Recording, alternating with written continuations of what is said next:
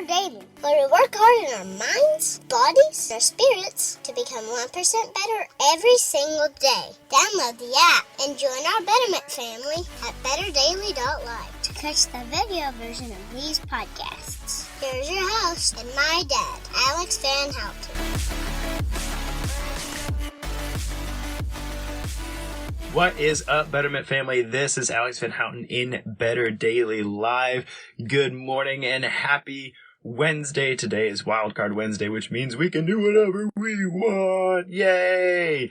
And today I'll be linking you to a show on the topic of depression with regard to exercise. I'm really excited about linking this. This is the season where those of us who are pretty prone to the shortening of days and getting tired and whatnot, it's that season. Good morning, KT. Good to see you this morning.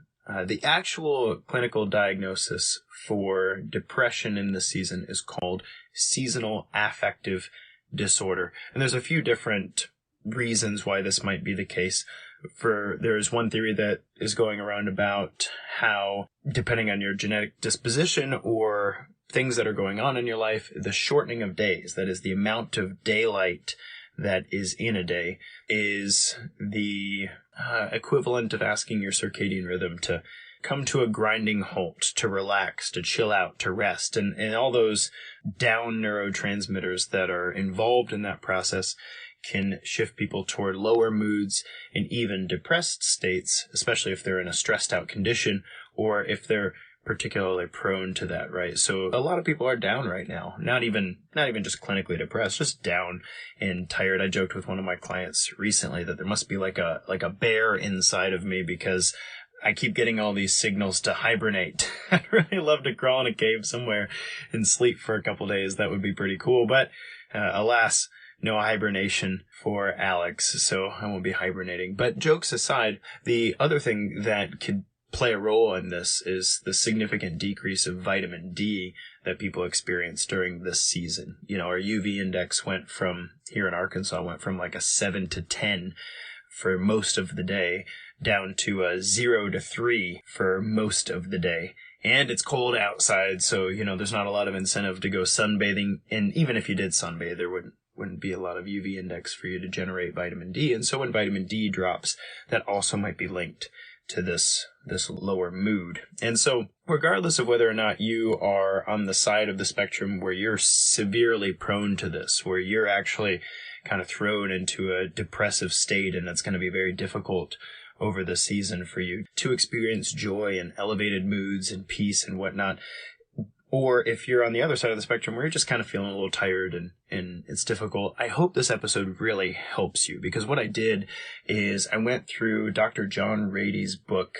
The New Science of Exercise in the Brain. It's called Spark. That's the subtitle, the new revolutionary new science of exercise in the brain. And what he does, he's a clinical psychiatrist who treats anxiety, depression, Alzheimer's. He treats those things with a combination of cognitive behavioral therapy, pharmaceutical drugs, and exercise.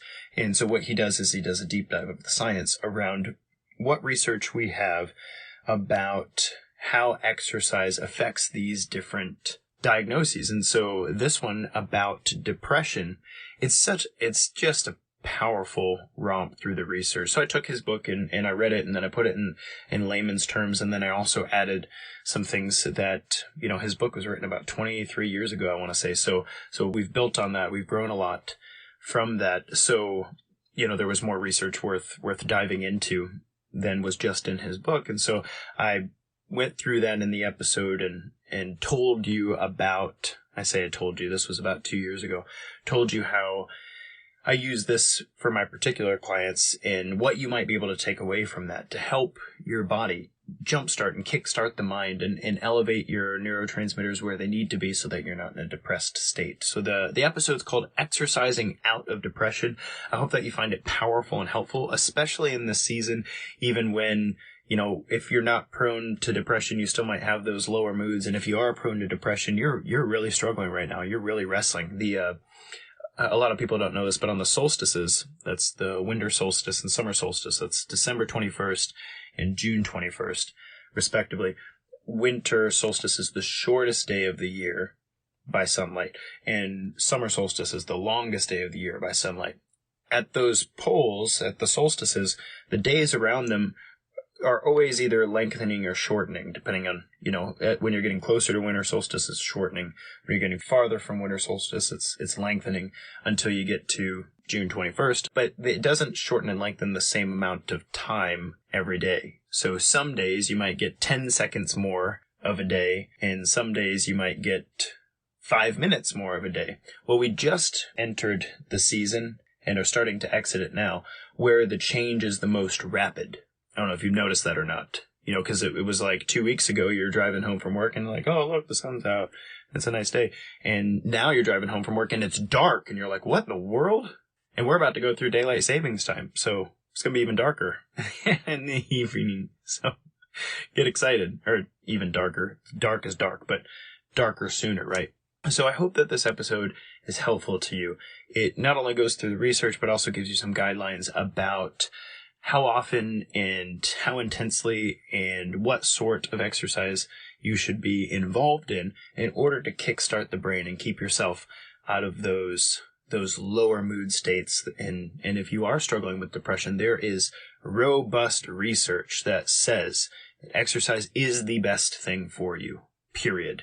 It outperforms most antidepressant medications, or at least what we knew about 20 years ago. And not only that, but can work really well in conjunction with antidepressant medications to help the body to jumpstart you and to bring you out of those low areas. So I think you guys are awesome. I hope that you'll listen to this episode and that you'll give it some good thought. I also hope you'll share it with somebody. If you're not personally wrestling with depression, I hope that this episode can help somebody who is wrestling with depression, because depression is rough, it's brutal, it's difficult, and it affects way more people than who talk about it on a daily basis.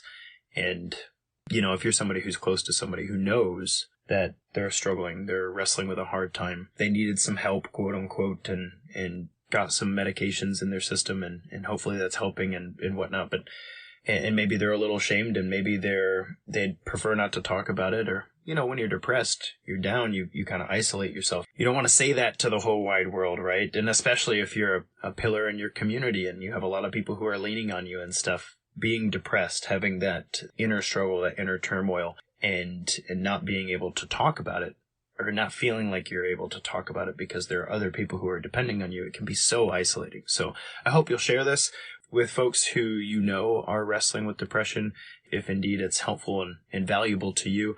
And I know that in this season, I think if we can all continue to be disciplined and consistent about our exercise programs, that not only will be in a better state to enjoy the season, but we'll also find ourselves in a great state to start the new year. Guys, this has been Alex Van Houten in Better Daily Live on Wildcard Wednesday, linking the episode Exercising Out of Depression. I hope you find it powerful. I'll see you guys tomorrow for Word Thursday. And until then, it's just 1%. You got this.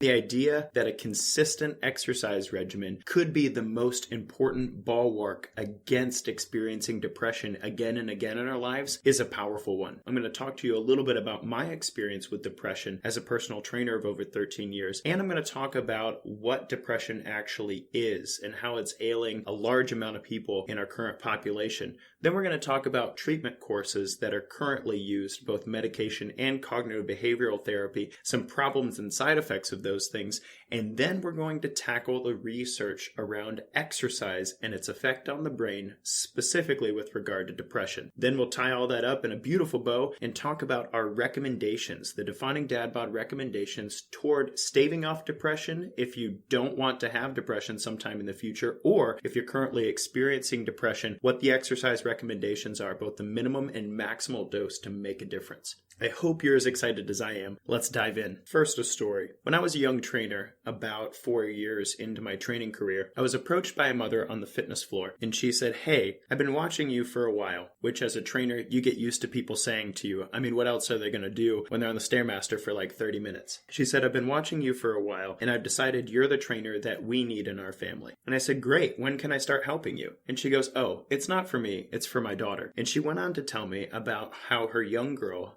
has wrestled with depression for the last 8 years of her life. This girl was 17 years old, was diagnosed with depression at age 9, and since age 9 had tried all kinds of different medications and was even undergoing electroshock therapy to see if some sort of progress could be made in her suicidal thoughts and her tendency to sleep for 20 hours a day. As I was listening to the mother talk about her daughter's predicament, first of all, my heart kind of broke for the girl because I couldn't imagine during those adolescent years having to deal with the feeling of not wanting to get out of bed, let alone wrestling with the decision whether or not to end my life during my adolescence. But I also remembered some work that we had done in my psychology courses at Vanderbilt University, and one of the things that I remember sticking with me was exercise's effect on depression. Now, at the time, the research was little known, and this was a time when if you went to the doctor with symptoms of depression, they would generally prescribe you some sort of SSRI.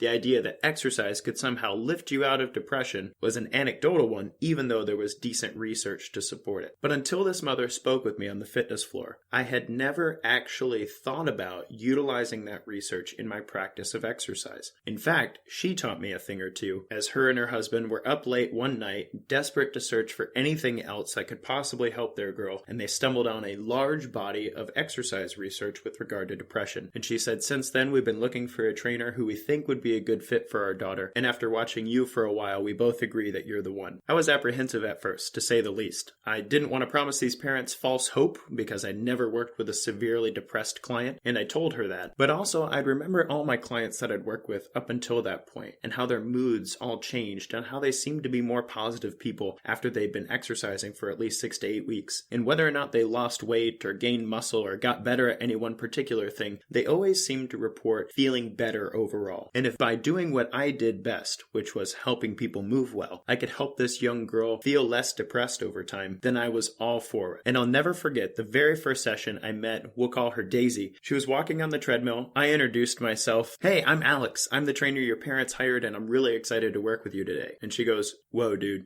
tone it down just a bit. I just got up like 20 minutes ago." Since it was 2 p.m., I decided she'd set the tone for the whole workout, and I spent the time talking to her about what it is that she might enjoy trying in the gym. I'll tell you more about how Daisy and I worked together and what actually happened in her life at the end of this episode. But first, I want to jump into the nuts and bolts of what depression actually is and how exercise might mechanistically help depression. First, I guess, is why we're even talking about this. Well, depression seems to be a huge possible part of the normal human condition. It's estimated that 18% of Americans will experience at least one bout of severe depression in their lifetime. And that will result somewhere in the neighborhood of $26 billion spent in healthcare costs. Even worse, though, is the fact that by the time you've listened to this entire episode, 2 people will have committed suicide in America because of depression. In just a second, I'll read you the symptoms of depression that the American Psychological Association used to classify depressed cases. However, while I'm reading, I want you to also understand that 3/4 of depressed patients are also dealing with some other chronic issue. On that list is pain, anxiety, substance abuse, and even dementia. So as I'm reading the set of symptoms for depression and you think of them as a crushing weight on top of a person, also consider that 3/4 of those people are dealing with some other powerful and difficult things. According to the DSM-5, an individual can be diagnosed with depression if they are experiencing at least 5 or more symptoms during the same 2-week period, and that at least one of these symptoms are 1. Depressed mood, or 2. Loss of interest or pleasure. These 8 symptoms are as follows. Depressed mood most of the day, nearly every day. 2. Markedly diminished interest or pleasure in all or almost all activities most of the day or nearly every day. 3. Significant weight loss when not dieting or weight gain, or decrease or increase in appetite nearly every day. 4. Slowing down of thought and reduction of physical movement, observable by others, not merely subjective feelings. 5. Fatigue or loss of energy nearly every day. 6. Feelings of worthlessness or excessive or inappropriate guilt nearly every day. 7. Diminished ability to think or concentrate or indecisiveness nearly every day. 8. Recurrent thoughts of death, recurrent suicidal ideation without specific plan, or a suicide attempt or specific plan to commit suicide. Now, I know that's a lot of symptoms and it's hard to digest, but consider that in order to be classified as depressed, one must exhibit 5 of those things, like feel depressed, feel a lack of energy, entertain suicidal thoughts, feel guilty, and be reported by friends as generally lacking in movement or interest. That's a lot of symptoms. And consider that there are some people who might feel 1 or 2 of those things. Are they depressed? Well, by definition, they're not depressed, but they certainly are miserable. So the question in psychology and neuroscience has been, what causes depression? What actually is it, since a subjective list of symptoms doesn't actually tell you what's happening on the inside? You might be fascinated to know that the very first theory of what caused depression with regard to modern science came from observing that when patients undergoing tuberculosis treatment actually reported having higher than normal levels of happiness in their life, we stumbled upon what we call the Monoamine Hypothesis, meaning that there was a singular neurotransmitter in the brain that controlled whether or not somebody was depressed. That was in the 1950s. And our understanding of depression has evolved past that. Recent MRI imaging studies have shown that those who are clinically depressed and experience recurrent depression symptoms actually have structural abnormalities in the brain, one of them being a 15% reduction in the mass of the hippocampus. The hippocampus is a structure in the brain that regulates learning, memory, and even some emotive properties. And this study suggests that depression is not only an imbalance in neurotransmitters, but also a change in the structure of the brain that makes it difficult for the hippocampus to connect to itself and perhaps other structures of the brain to lack connection to other places as well. If you listen to other shows of exercise in the brain in the Defining Dad Bod Exercise in the Brain series, you know that other structures in the brain lacking connection have also been found in things like Alzheimer's and dementia. The other fascinating difference in a depressed brain versus a non-depressed brain was found when cadavers of those who've committed suicide were investigated post-mortem for BDNF, which is brain-derived nootropic factor.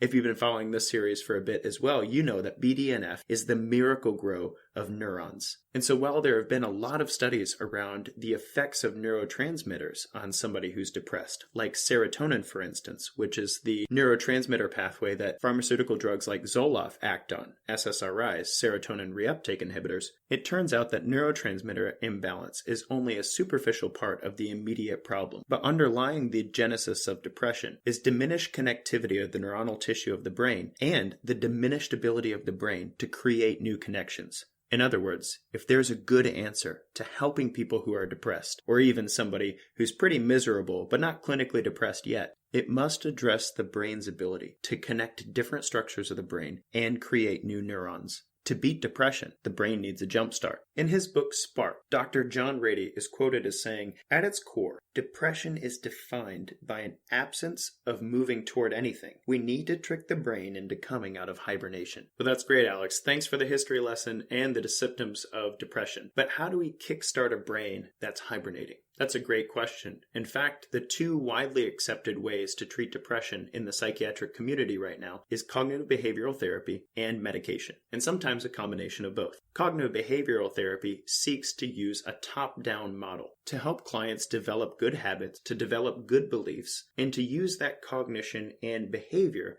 to slowly shake themselves out of depression. The primary problem with this approach, although it does show long-term benefits for depressed patients, is that there's low adherence to most programs. And on the flip side of the spectrum is the medication route. Clinicians prescribe antidepressant medications to help patients overcome immediate symptoms, that is, to feel better in the immediate, and that's a bottom-up approach. In cognitive behavioral therapy, it might take 3 months for somebody to come out of depression with perfect adherence, whereas in the medication pathway, things generally happen pretty quickly. And while adherence to medication is generally higher than cognitive behavioral therapy, the problems are side effects and relapse.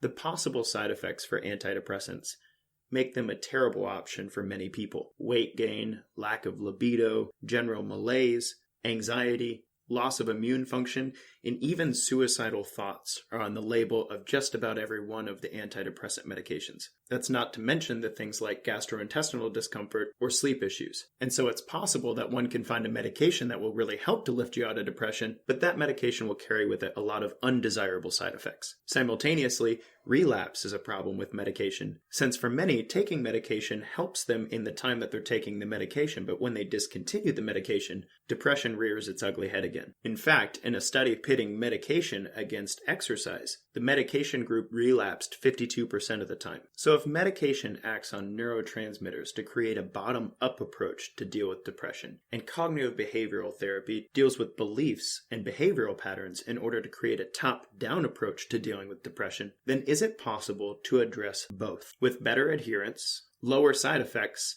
and less of an opportunity for relapse? You probably already know where I'm going with this. It turns out that exercise tackles both. Without side effects like loss of libido, weight gain, sleep disturbances, and diarrhea, exercise is shown to have a greater adherence than cognitive behavioral therapy and lower opportunity for relapse than medication. The real questions are twofold. One, why does exercise have such a powerful effect on depression? And two, why are clinicians not screaming this data from the rooftops? Well, I don't have an answer for question number 2, but I will help you understand how exercise tackles both the bottom-up process that leads to depression and the top-down process that helps us get out of it. This is where things get really sciencey, so hang with me. We're going to talk about neurotransmitters, then we're going to talk about the immediate mood boost of exercise. Then we're going to talk about long-term connectivity and the ability to change the structure of the brain through exercise. And then we're going to talk about the self-reliance of exercise and how that addresses the top-down process. So first, neurotransmitters. In a landmark study titled SMILE, S-M-I-L-E, Standard Medical Intervention versus Long-Term Exercise, researchers found that exercise was just as good as Zoloft at treating depression. Subjects were placed in one of 3 groups. The first group was given a placebo, a sugar pill, to see if thinking that you're taking a pill that helps you with depression actually helps depression. The second group took Zoloft, which is an SSRI, a serotonin reuptake inhibitor, that affects the serotonin system, the neurotransmitter of the brain that has generally been linked in a simple way to depression. And lastly, the third group was given 30 minutes of intense exercise 3 days per week. After 6 months, both the Zoloft group and the exercise group did better than the placebo group in terms of depression. In other words, both the antidepressant and exercise treated depression well. However, there was no difference between the positive affect reported by the Zoloft group versus the exercise group. In other words, exercise did just as well treating depression over a 6-month period as the antidepressant did, but without the side effects. What's even more powerful about this study, however, is that when subjects were followed up 1 year and 3 years after the study, the exercise group reported a significantly lower amount of relapse than the Zoloft group, meaning that exercise treats depression just as well as Zoloft does over a 6-month period. However, those who treat depression with exercise are much less likely to relapse. In fact, the correlation turned out to be some really nifty numbers. For every 50 minutes of exercise completed by somebody, they experience a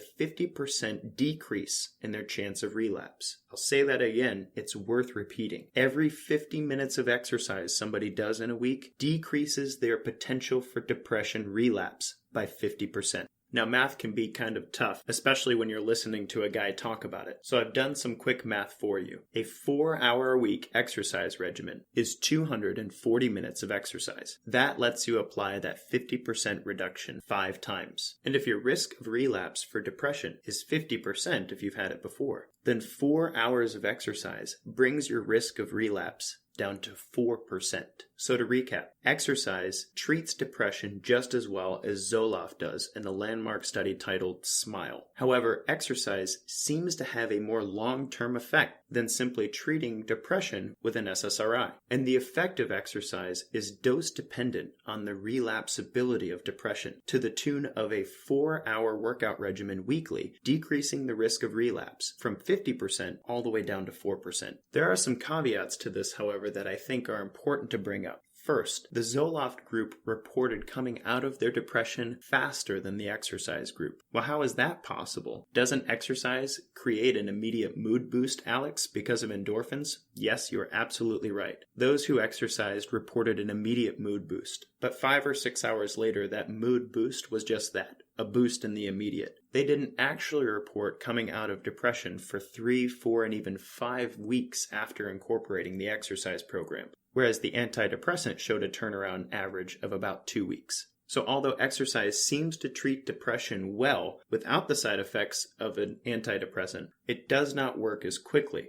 as an antidepressant. The second caveat I think is worth considering is that most SSRIs or most antidepressants act on 1 or 2 neurotransmitters in the brain. And if you've been following the Exercise in the Brain series, you know that exercise acts on serotonin, norepinephrine, dopamine, GABA, and even cortisol. And so while an antidepressant might affect depression a little more quickly than exercise does, exercise also seems to balance out neurotransmitters across the spectrum, treating not only depression, but also other symptoms as well. For more on that, I highly encourage you to check out Exercise in the Brain Part 1 and 2. Okay, so from a bottom-up perspective, exercise can help us feel better on the same terms as something like Zoloft by addressing the neurotransmitters of the body in a positive way, without side effects, and with a decreased relapse rate. Awesome. But what about this long-term effect? How is exercise creating some sort of top-down process that's allowing these effects to last in the long term? That, it turns out, is like the million-dollar question in psychology right now. But one of the primary reasons lies in 4 very important factors in the brain. We call them nootropic factors that create the perfect atmosphere for the increase of neurons. Remember I talked to you about the connectivity issue in brains that were MRI scanned known to have depression. There was a reduction in hippocampus size, but also a reduction in the number of connections that we can see throughout structures of the brain. In order to improve that density and that mass, in order to improve the connection of those structures, more neurons must be produced by the brain.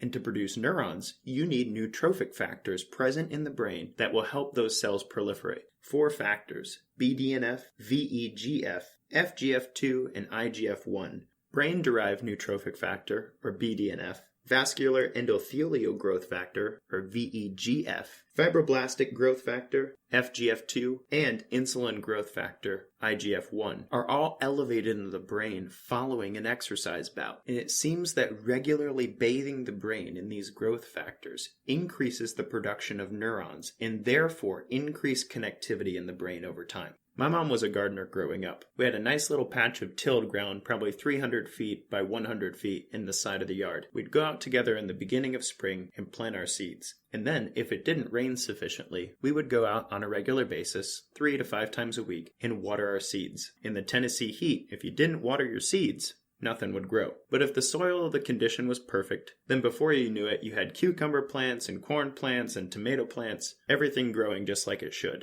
Similarly, you can think of your brain as a garden. All the seeds have been planted and the structures are there. However, if you don't water it on a regular basis, then you're not going to make the garden grow. And exercise, it seems, is one of the ways that you can water the garden of your brain, so to speak. BDNF, VEGF, FGF, and IGF-1 are all important factors and important nutrients, so to speak, of the water of the garden of your brain. And if you don't exercise, it's going to dry up and none of the seeds will grow. And this is where the garden analogy breaks down, because if I didn't water my mom's garden, it would have died. But in the case of depression, the brain doesn't die, it just stops growing. And the discontinued growth and the reduced connections to other structures of the brain seems to be what drives many of the symptoms of depression. The last study I'll mention today that really drives this home is a study where a researcher took 17 severely depressed patients for which years of therapy had done no help for. They had done electroshock therapy, they'd done a cornucopia of different antidepressants,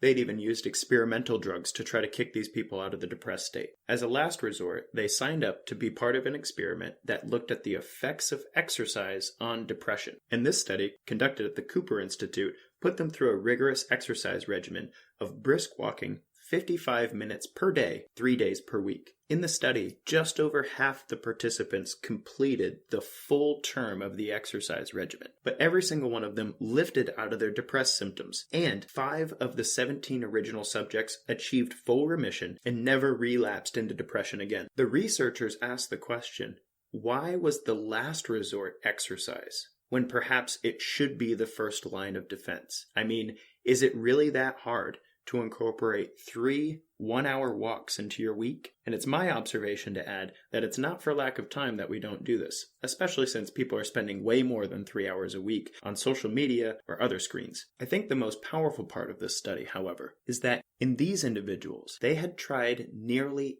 everything that science currently understands in medicine to shake their depression. And it wasn't until they incorporated exercise into their daily routine that their depression symptoms not only lifted, but in some of them, left them completely. So to recap, depression's a big problem, to the tune of almost 1 in 5 people dealing with it at least once in their life, and 3/4 of those people dealing with other things, anxiety, pain, dementia, the list goes on. And we're still understanding what actually causes depression. But as far as we know from a scientific perspective, depression seems to be a lack of connectivity in the brain, with the hippocampus losing quite a bit of mass and volume, and other structures of the brain showing a lack of connectivity as well. The current treatment of depression generally takes the tune of either a bottom-up process of medication, which could result in side effects and relapse, or a top-down approach of cognitive behavioral therapy, where there's relatively low adherence compared to the medication. Now, exercise addresses both the bottom-up process of helping you feel well via neurotransmitters and the top-down process of increasing long-term connectivity between the neurons, even to the tune of helping others for whom every other treatment didn't work. So in order to take away the big message in Exercise in the Brain Part 4, let me tell you a little bit more about my client Daisy. I knew that Daisy would not enjoy exercising. I mean, if I felt fatigued, I was overweight, and I had tried everything to get out of my depression and was sleeping till 2 p.m.,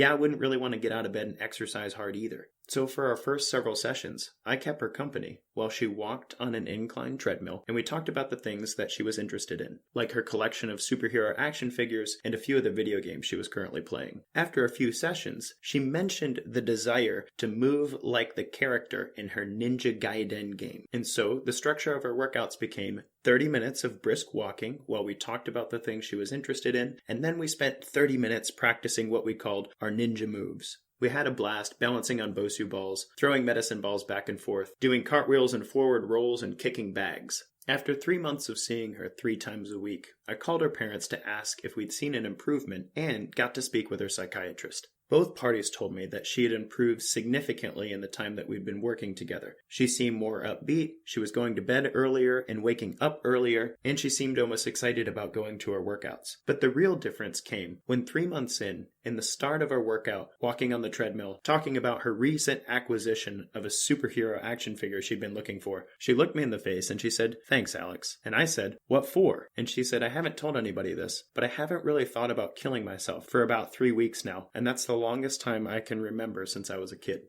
Now, I don't know what you're dealing with or what kind of treatment options you or your loved ones might have sought out in order to improve your depression or the depression of those around you, but I'm going to recommend exercise as a first line of defense as well as a last resort. And though we don't understand completely why exercise seems to outdo medication and cognitive behavioral therapy in terms of both improved mood and decrease in relapse, we do have some numbers around the minimum amount of exercise and the maximum amount of exercise that seem to make a difference.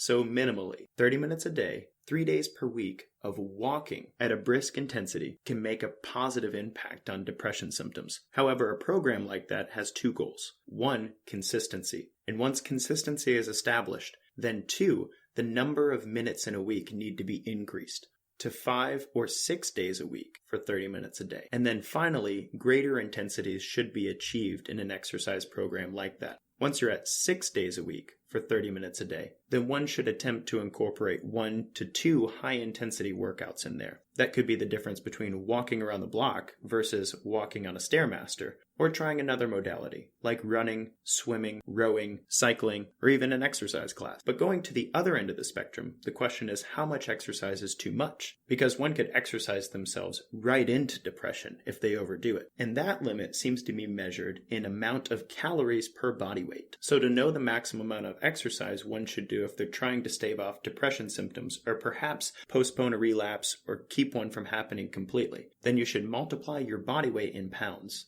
times 8. And that's the total number of calories you should seek to burn through exercise in a week. Any more than that, and you're riding the limits of what science understands is good for depression with regard to exercise. For instance, I weigh 165 pounds. If I multiply that by 8, that's 1,320 calories that I should burn in a week as my maximal amount of exercise to stave off depression. In my world, that might be 6 30-minute high-intensity bouts, or 2 slow 1-hour bouts with 2 high-intensity bouts in between. Whatever you do, when incorporating exercise into your world to help with depression, I have 4 tips for you. Start small. If you're not currently exercising, then any form of exercise for any amount of time is better than you're doing right now. And remember, these impressive studies that show a decrease in symptoms for the long haul weren't doing anything spectacular. 30 minutes a day, 3 days a week of a walk is not that intense. 2, be consistent with your program. Remember, exercise isn't as effective as medication in the short term. It'll take 3,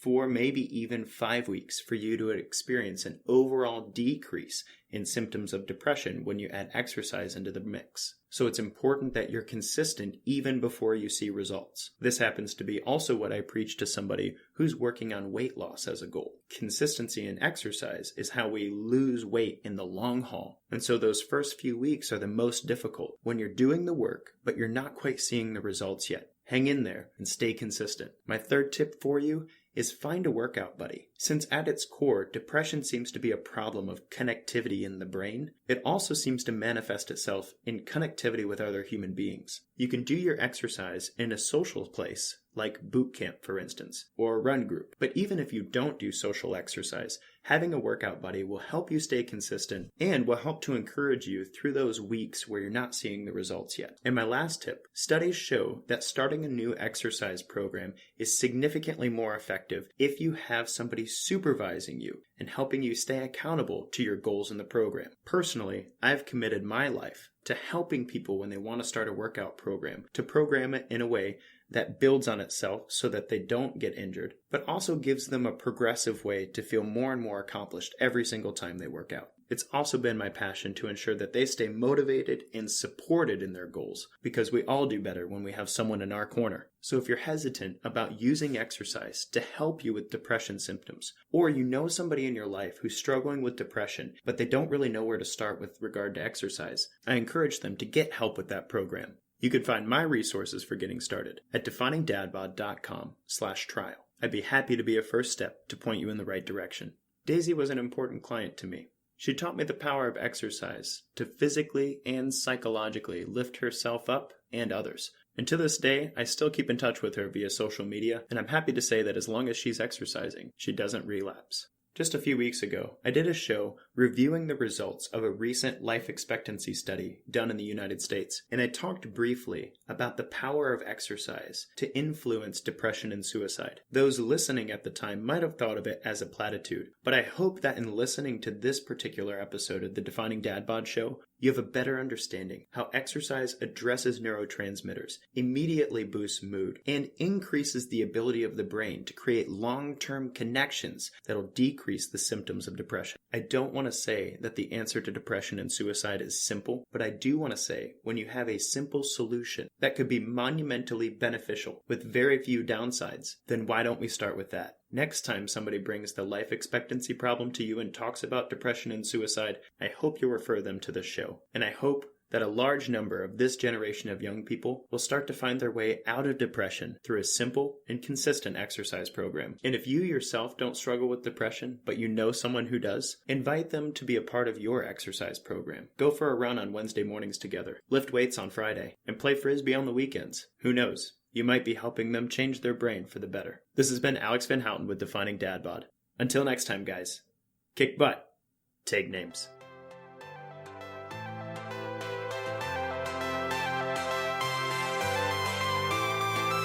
Thank you for joining us for your 1% Better today. Don't forget to subscribe for the podcast. Leave us a raving review to tell others how Better Daily has helped you in your journey. If you want more Better Daily, download our app and join our Betterment family. at betterdaily.live. Use code POD to get 25% off your subscription. That's POD, all caps, to save 25% on your subscription. We all have a cross to carry. It's lighter when we do it together. Go to betterdaily.live today.